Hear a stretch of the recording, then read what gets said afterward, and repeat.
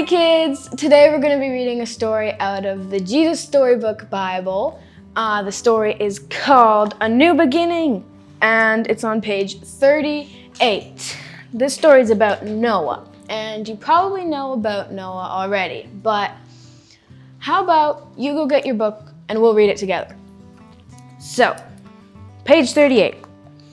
Time passed and many people filled the earth. Everyone, everywhere had forgotten about God and were only doing bad things all the time.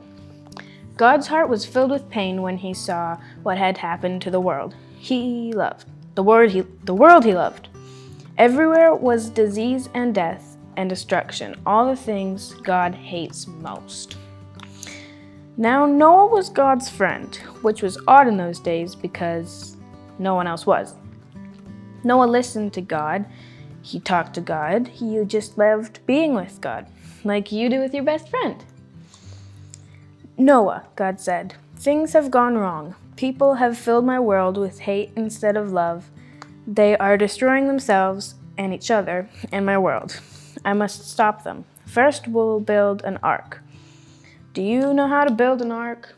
Neither did Noah. Luckily, God knew and he would show them. A storm is coming, God told Noah, but I will rescue you. I promise. I'll send the animals to you, ones that creep and crawl and slither and slime and gallop and hop and bound and climb. And don't forget to pack everyone's food. There'll be a lot of food. The storm was going to wash away all the hate and sadness and everything that had gone wrong and make the world clean again.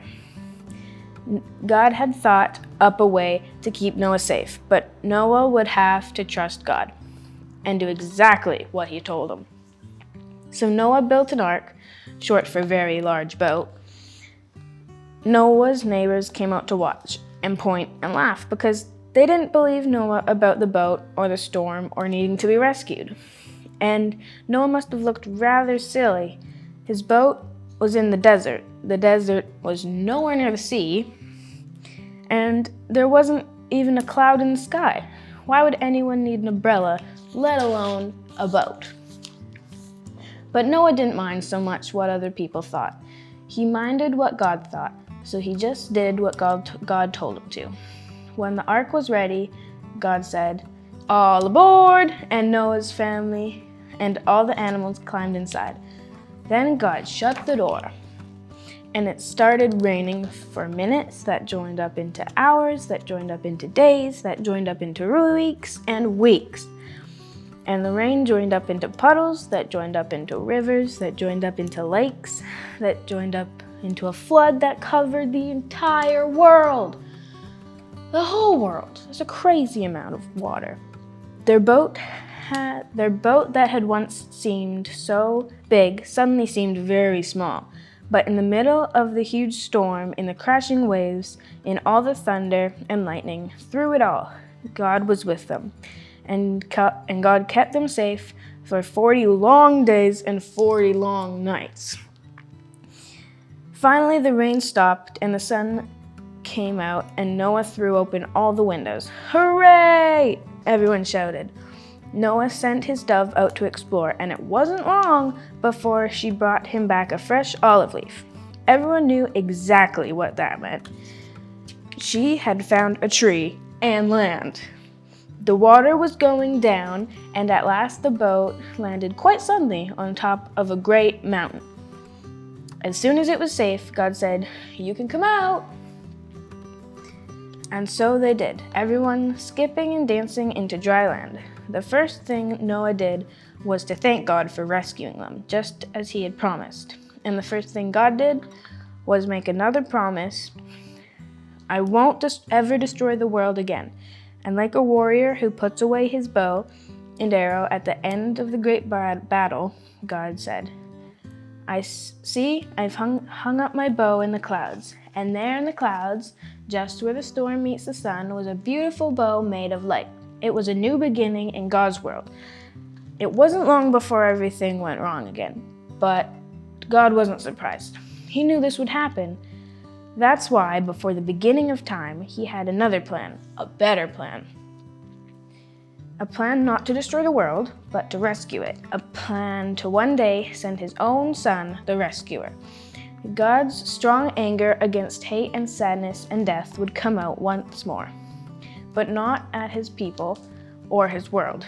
No, God's war bow was not pointing down at his people, it was pointing up into the heart of heaven.